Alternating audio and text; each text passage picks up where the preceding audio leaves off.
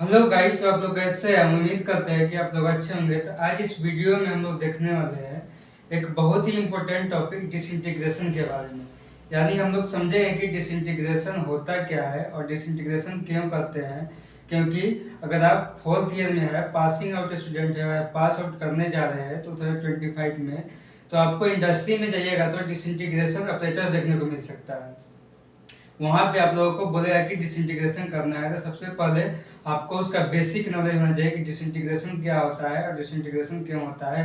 और अगर semester exam भी आप लिखने जा रहे हैं तो आपको सेमेस्टर एग्जाम में यहाँ से एक लॉन्ग क्वेश्चन देखने को मिल सकता है या शॉर्ट क्वेश्चन देखने को मिल सकता है, या pharma competitive every exam like GPAT हो गया, वहाँ पे एवरी ईयर आपको यहाँ से एक और दो क्वेश्चन देखने को मिल सकता है कि किस टैबलेट का कितना डिसइंटीग्रेशन टाइम होता है। इसे करके क्वेश्चन आपको देखने को मिल सकता है।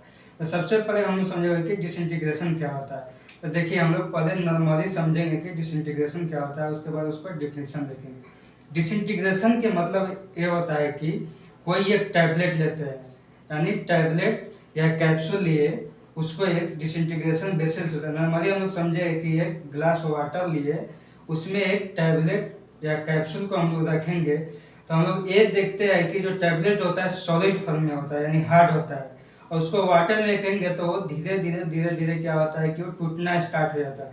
टूटते टूटते क्या होता है, वो सोल्यूबल फॉर्म में यानी स्मॉल स्मॉल पार्टिकल्स के फॉर्म में आ जाता है। उसी टाइम को हम लोग नोट करते हैं और उसी टाइम को हम लोग डिसइंटीग्रेशन टाइम बोलते हैं। और उस प्रोसेस जो होता है उसको हम लोग डिसइंटीग्रेशन बोलते हैं। यानी क्या हुआ, एक ग्लास वाटर लिए, उसमें एक टैबलेट रखेंगे, उस टैबलेट में टैबलेट क्या होगा, धीरे धीरे ब्रेक डाउन स्टार्ट होना हो जाएगा, यानी धीरे धीरे स्मॉल पार्टिकल्स में कन्वर्ट हो जाएगा। उसी प्रोसेस को हम लोग डिसइंटीग्रेशन बोलते हैं। और जो टाइम लेता है ब्रेक डाउन होने में, स्मॉल पार्टिकल्स में कन्वर्ट होने में, उस टाइम को हम लोग डिसइंटीग्रेशन टाइम बोलते हैं। तो हम लोग इजीली समझ गए कि डिसइंटीग्रेशन क्या होता है। अब इसका हम लोग डिफिनीशन देख लेंगे और एक एग्जांपल से समझ लेंगे। तो सबसे पहले हम लोग इसका आइए डिफिनीशन हम आपको बताते हैं कि क्या है। डिफिनीशन नहीं, जो बताया आपको वही लिखा हुआ है। डिसइंटीग्रेशन का मतलब disintegration is a process where a tablet break down into the smaller particles, यानी एक टैबलेट जो होता है ब्रेक डाउन होता है स्मॉलर पार्टिकल्स में, typically in a liquid medium like water और सिमुलेटेड गैस्ट्रिक फ्लूइड। या तो क्या हो सकता है, वाटर हो सकता है, या गैस्ट्रिक फ्लूइड हो सकता है, या बफर कोई हो सकता है, या 0.1 HCl हो सकता है। उसमें हम लोग डिजॉल्व करके यानी उसका डिसइंटीग्रेशन टाइम चेक करते हैं। आइए हम लोग इसको एग्जांपल से समझ लेते हैं। मान लिए कि ये एक आपका टैबलेट हो गया, और इस टैबलेट को हम लोग क्या करते हैं, डिसइंटीग्रेशन जो ऑपरेटर्स होता है उसमें एक डिसइंटीग्रेशन वेसल्स होता है जिसका कैपेसिटी होता है 900 ml का। यहाँ से भी आपको क्वेश्चन पूछ सकता है कि सॉरी, ये 900 ml है, 900 ml का कैपेसिटी होता है। इसमें क्या हो सकता है कि वाटर, कोई भी लिक्विड वाटर या बफर ले सकते हैं। जब इस टैबलेट को हम लोग इस डिसइंटीग्रेशन बेसल्स में डालेंगे जिसका कैपेसिटी उसमें लिक्विड है 900 ml, तो इसमें जैसे ही डालेंगे वो क्या हो जाएगा, टैबलेट धीरे धीरे स्लोली और ब्रेक डाउन स्टार्ट होगा, यानी ब्रेक डाउन होकर वो स्मॉलर स्मॉलर पार्टिकल्स में कन्वर्ट हो जाएगा। और हम लोग उसी टाइम को नोट करते हैं कि कितना टाइम इस टैबलेट ले रहा है कंप्लीटली ब्रेक डाउन होने के लिए, यानी कंप्लीटली स्मॉलर स्मॉलर पार्टिकल्स में कन्वर्ट होकर वो सोल्यूबल फॉर्म में आ जाए। उसी टाइम को हम लोग क्या बोलते हैं, डिसइंटीग्रेशन टाइम, डिसइंटीग्रेशन टाइम बोलते हैं।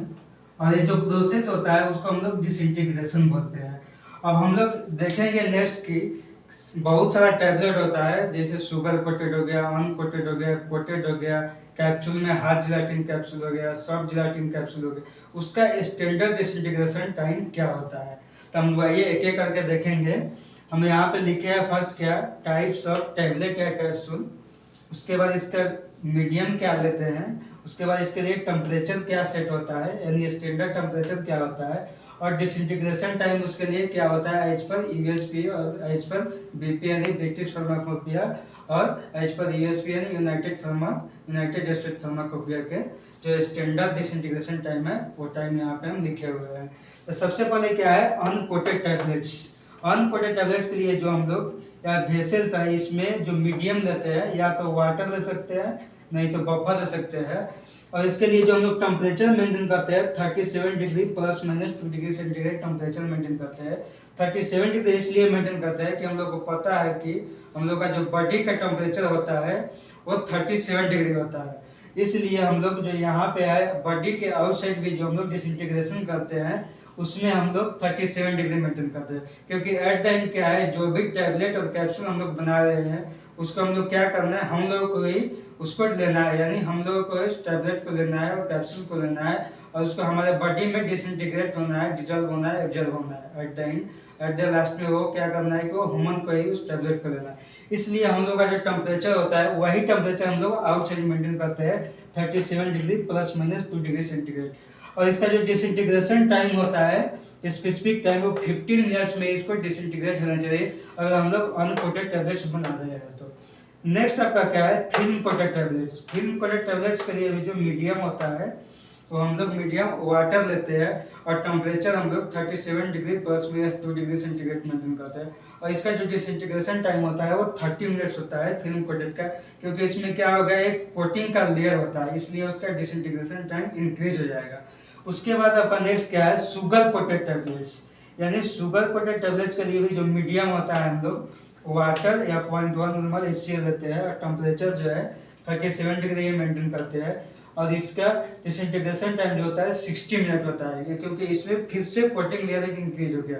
क्योंकि बहुत सारा जो टैबलेट का देखते हैं हम लोग क्या होता है कि बीटर टेस्ट होता है जो बच्चों उसको नहीं खा पाते, इसलिए हम लोग उसमें क्या करते हैं शुगर से कोटिंग कर दे सकते हैं।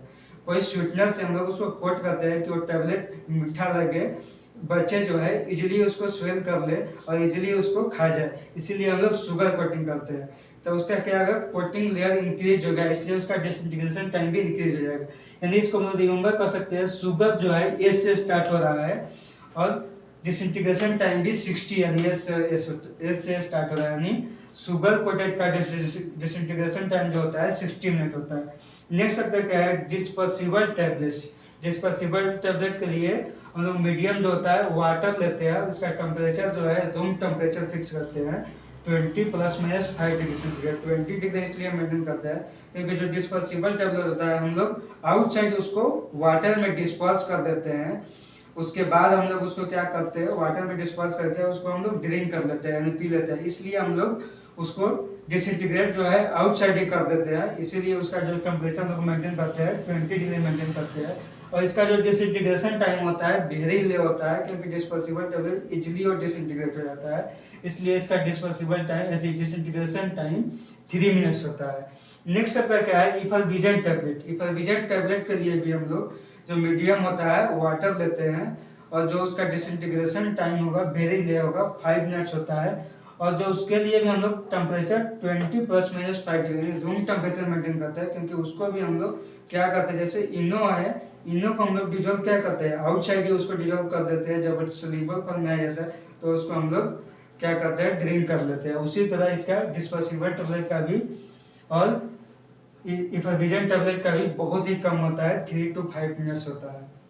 नेक्स्ट आपका है entry coated tablets. Entry coated tablet के लिए जो मीडियम होता है या तो बफर लेते हैं या 0.1 नॉर्मल HCl लेते हैं।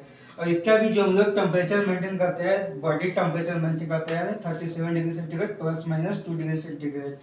यानी इसका डिसइंटीग्रेशन टाइम क्या होता है 2 आवर्स इन 0.1 नॉर्मल HCl में, फिर भी ये कम्प्लीटली डिसइंटीग्रेट नहीं हो पाता है। इसलिए हम लोग क्या करते हैं 6.8 बेसिक बफर बनाते हैं, यानी उसको हम लोग क्या बोल सकते हैं कि वो एक आपका क्या है 6.8 फॉस्फेट बफर बनाते हैं और उस फॉस्फेट बफर में डिजोल्व करते हैं, तो कंप्लीटली जो डिसइंटीग्रेशन टाइम है वो 60 मिनट में फॉस्फेट बफर में कंप्लीटली डिसइंटीग्रेट हो जाएगा इंट्री कोटेड टैबलेट्स। यानी हम लोग बोल सकते हैं कि सबसे ज़्यादा disintegration time entry coated tablet का होता है, 0.1 नॉर्मल HCl में 2 आवर्स से लेता है।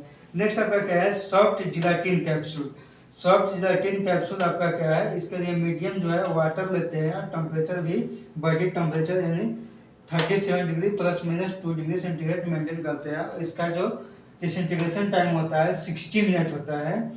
नेक्स्ट आपका क्या है हार्ड जिलेटिन कैप्सूल। इसके लिए भी मीडियम जो है वाटर लेते हैं, टेम्परेचर 37 डिग्री मेंटेन करते हैं और डिसइंटीग्रेशन टाइम इसका होता है 30 मिनट्स होता है। हम लोग इसको रिमेम्बर कर सकते हैं। सॉफ्ट जेलेटिन कैप्सूल भी एस से स्टार्ट हो रहा है और इसका डिसइंटीग्रेशन टाइम भी 60 यानी एस से स्टार्ट होता है। सॉफ्ट जेलेटिन 60 मिनट्स, उसके हाफ कर देंगे हार्ड जेलेटिन 30 मिनट्स लेता है टाइम।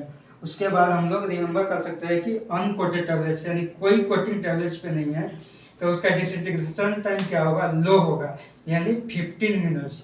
उसके बाद एक कोटिंग कर दिए, समझने के लिए हम लोग समझ रहे हैं कि एक कोटिंग कर दिए, इसे फिल्म कोटिंग कर दिए तो उसका डिसइंटीग्रेशन टाइम क्या हो गया, डबल हो गया 15 से 30 मिनट्स। एक और लेयर से उस पर कोटिंग कर दी है शुगर कोटिंग तो उसका डिसइंटीग्रेशन टाइम 30 मिनट से क्या हो जाएगा, डबल हो जाएगा 60 मिनट। ऐसे करके हम लोग रिमेम्बर कर सकते हैं। और डिस्पर्सिबल टैबलेट 3 मिनट और इफरवेजेंट टैबलेट्स 5 मिनट। ऐसे ही करके हम लोग इसको रिमेम्बर कर सकते हैं। अगर ये वीडियो अच्छा लगे तो लाइक सब्सक्राइब और अपने दोस्तों के पास भी शेयर कीजिए। Thank you.